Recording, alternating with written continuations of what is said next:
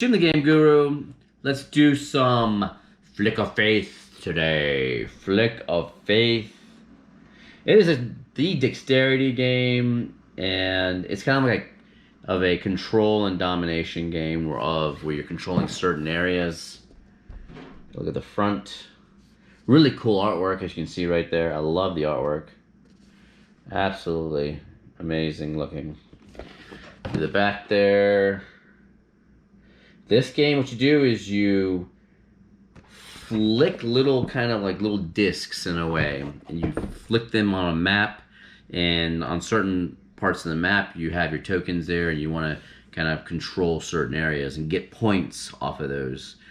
So each player gets in a corner, anywhere in that corner, just flick the little piece, and if they actually hit a border of a city, then they can put a temple on an island. So yeah, I'm gonna do a little how-to.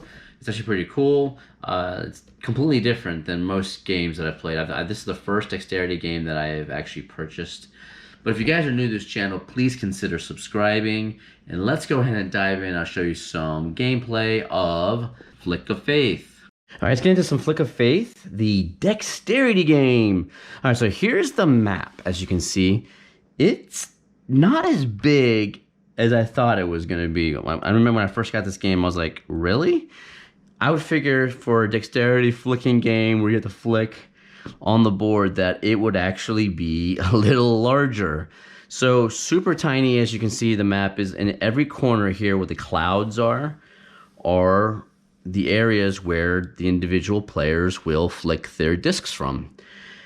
This is a 2 to 4 player game, so each player gets a corner. So you can't have any more than 4 and no less than 2.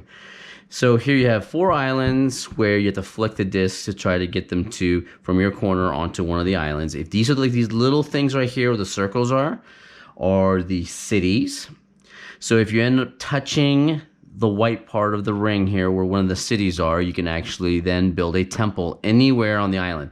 And the temples, each player gets 4 of these, are the way that you kind of control the island positioning.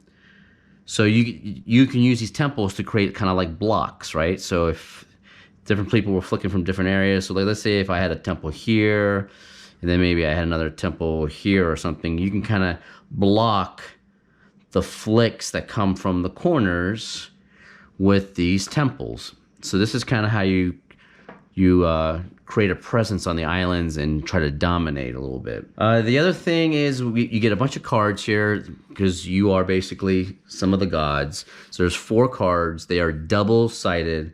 So you have this one here. I'm guessing that is either Freyja or Freyja. I'm not sure how it's... And then you have Tyr. And then you have Themis, Zeus, Anubis, Ra. And each one of these gods has an ability. Morgan and Dagda. I know I might be pronouncing some of these god names wrong. Each one of these have a different ability, so I'm going to go with the green here for this. I'm going for yellow over there. And I guess I will be Anubis over here for this person. And will be Morgan over here for this person. Okay, so I'm going to put that over here. Now, Morgan has, at the end of your turn, place any opponent's off-map profits onto this card instead of the reserve pool. You get 3 VP in the worship phase if you have at least 2 profits on this card. And then Anubis is one that if you flick one off the map, I believe that you can take 1 card off the map that you flicked or sorry, 1 profit off the map that you flicked and reflick it. Different phases in the game. So here you also get one of these cards that kind of reminds you of the game order. You have a council phase, mission phase, and a worship phase. So you do have 3 different phases. Let's see if I can get this right in the camera. 3 different phases, and each of the phases you do something different. So like in the council phase, you're gonna end up selecting the law cards, which are right here. And these laws kind of have special abilities in each one of the rounds. The worship phase is where you will calculate points based off of the controlling areas and the domination. And then in the mission phase is where you're actually doing the flicking. That is where you will flick to try to get position on the islands. Now, this little part right here is called the Naval on the map. And then this part right here is if you actually flick a prophet onto one of these, you can remove that prophet and then get +1 points. You get 1 victory point plus 1 victory point for every island you have presence. This over here is a reserve pull, so anything gets flicked off the map goes in there, or anything gets pulled off the map for points go here. Here, these are already set of the law cards. These right here that look like coins, they're actually victory points. So here you go. So we've got these coin-looking kind of things are victory points. When you start off the game, you'll start off with 5 of these prophets that you'll flick. And each one looks different for each player. So we got this one for the yellow. And if I go over here, I got these ones for the green. Right here, yeah.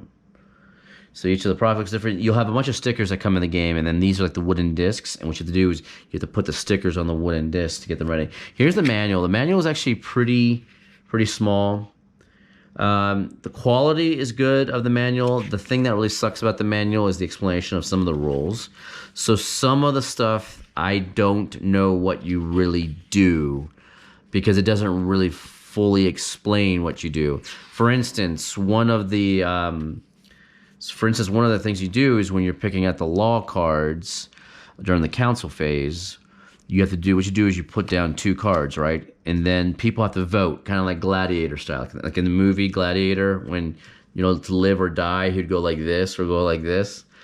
But instead of doing that in this game for live or die, it's the card. So if everyone votes, so in this council phase, every single player votes. And if the players vote like this, they'll go for the first card that you pull out. If the players go like that, then it's the second card. Now, if there's a tie, the instructions say to shuffle the 2 cards and then randomly pick one. So what does that mean? Does that mean shuffle them like this, shuffle? Or does that mean you shuffle them back into the deck? Please comment below in this video if you guys know what that means. I have no idea because it doesn't really explain that too well. All right, so let's go into some of the gameplay here. So it's played over 4 rounds, and I guess they call them generations in this game. And each round has the 3 phases: council, mission, and worship phase. So let's go ahead and go into the council. We have 2 law cards here. Touching the sky is the second one, which is in this current mission, as long as you have more than 1 prophet, you have to flick 2 prophets, 1 placed on the other. Interesting. Then you have this one, distance faith. Until the end of the game, every worship phase domination of the island closest to the opposite player's corner is worth 4 points. Wow, interesting. Instead of the 2 points. I am gonna guess that distance faith means that if I'm flicking from here to here, that this is worth 4 points instead of the 2 points in domination, based on what I'm reading. So let's go ahead. So we have the yellow over here, green over here. All the extra profits and stuff are actually on the side. So like you'll actually, the game comes with 7 of these profits for each player. But there's also, here's another thing that the game doesn't explain very well that I do not know, is it comes with these 2 Templars for each player. And in the instructions for the game, it doesn't really tell you what the Templars are used. It says that they can count as extra profits if you have to play with more profits, but it doesn't tell you if there's something specific that you need to play these. So if you guys know, in the comments, please let me know. I'll be kind of curious to see. The other thing too is before I get into the game, each god will have certain powers, right? Some gods will have special powers that have like these special little tokens. Like Ra uses this Sphinx token, and I think one of the blue characters uses this jungle one, this jungle king one, or king of the apes. I can't remember what the heck it's called. Then there's this tornado one, and then there's this heart one, and then there's this hand one as well. And each one of these kind of go with one of the gods as far as a special power. Now this hand one is another thing I don't know because it's not explained clearly on the God card how you use it. I mean, it's. I really wish they would have put a little bit more effort in explaining some of the stuff to get better clarification. So this one's gonna be around to the end of the game. So we'll do Distant Faith. So we'll put this one back out of here, out of play. This is good for the entire game. So we'll set up green here, and let's go ahead and begin. So green will go first. I can go anywhere along the cloud here and flick from my corner. So what I'll try to do is I'll flick there. There you go. So now you see how I touched a city on the island? Now I can take a temple. This goes into the reserve pool. And stick it anywhere on the island. Boom, there you go. So let's go ahead and do yellow from this corner. Now, obviously, I'm sitting from this side, so it's gonna be harder for me to flick. So I can't really flick. So I'm just gonna do kind of like a scoop. Okay, so we'll go there. Let's go over here and flick this. All right, we got some more presents over here. We'll do yellow. It's still on the island. And we'll do green here. Let's see, maybe I'll try over here and all right, we're going to purple. Let's see if we can do yellow over here. Oh, I think I'm touching. Yes, I'm touching there. So yellow will go here. There we go. So let me go over here and do some more flicking. I'm going to try to flick all the way. Yes! Beautiful, beautiful. Landed right on that island. I love that. All right, so let's do yellow over here too. Okay, and you see how the temples are so much bigger and thicker, they actually kind of block these prophets as you're flicking them. Why does I feel like... Oh yeah, I had too many over there for yellow. I'm looking at yellow, I'm like, why does he have one more prophet than green does? I'm gonna try to flick this all the way across to hit this. Yes. Ooh, and I landed in the city. Look at that. Boom, baby. And I'm going to go like this. I'm going to put my temple. Remember, I said you can put your temple anywhere you want. Since I know that they're flicking from over here, I'm going to... Oh, you know what? No, maybe I'll do it right here. I'm going to try to do my best to block them. And then we go over here. Let's try to... Okay, so we're on the island there. All right, cool. So that ends that particular mission phase for this round. So now we're going to go into the worship phase, and we're going to go ahead and calculate the points. So what we do is you score one victory point for each player for the presence that they have on each of the islands. So yellow has one here, one here, one here, right?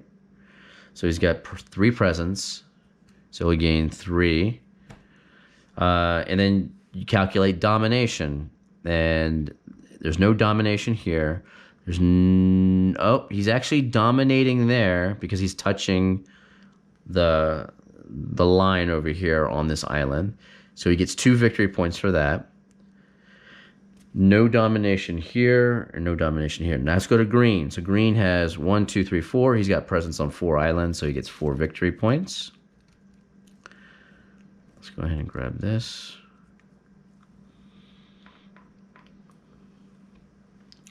And then green is, there's no domination for green on the opposite side for Distant Faith. So I think Distant Faith you get double the points if you're the farthest island away. And then let's see what we got for domination. No domination there, no domination there. No domination here. He only dominates this one, so he gets another 2 victory points for that. Okay, so there we go. So, and I'm going to go ahead and cash in some of these 1 pointers over here. So he's got 5 of them, so I'll cash them back in for 5 banger. So we got 6 victory points, and that person's got 5 victory points. Now you pull back all of the prophets. Pull them all back.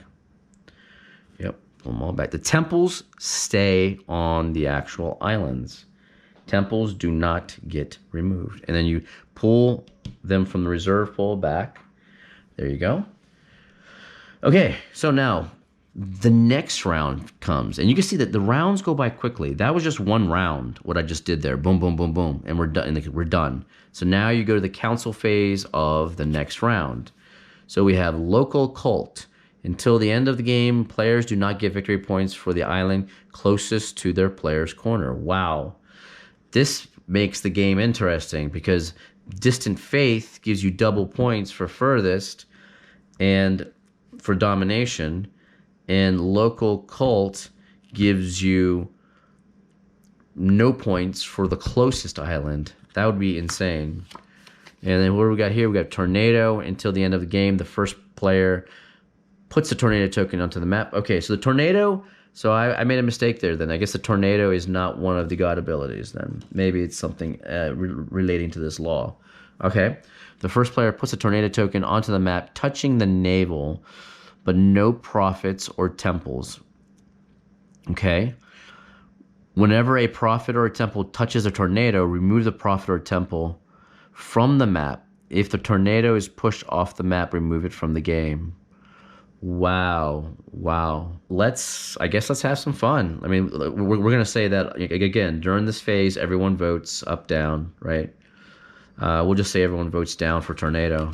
So let's have some fun. Let's put a Tornado on there. So this one stays out till the end of the game. Look, Local Cult is gone. Tornado comes out. It touches the Naval. So whoever the first player is, and now the first player over there is Anubis, he's going to go ahead and put, I guess he'll put it here. That's crazy, because it's got to touch the Naval, but not on top. Okay, so yellow over here is going to go. So this is the first player token. It would move from player to player, but we'll go ahead and say yellow is up first because green was up first last time. I think they're going to do... Where are they going to go to? Maybe they'll go to here. There we go. Because they want to do some domination on this island over here. So green's going to go... Green will probably try to do... Okay, he'll go right there. Yellow's going to come now, and yellow's going to... Well, I didn't get it off the cloud. So the rules say if you flick and you're not off that corner, and then you can reflick your prophet. All right, I'm touching the island. I'm basically on. That was a terrible, terrible flick. Let's go over here. Let's flick. Oh, man, did I miss it? I missed the island by a smidge. Dang it. Okay, and then we'll go ahead. So none of the gods have had to use their powers yet because nobody has flicked their prophet off the map. Okay, we'll go there again. Okay, so now green's going to come over here. I'm going to try to... Oh.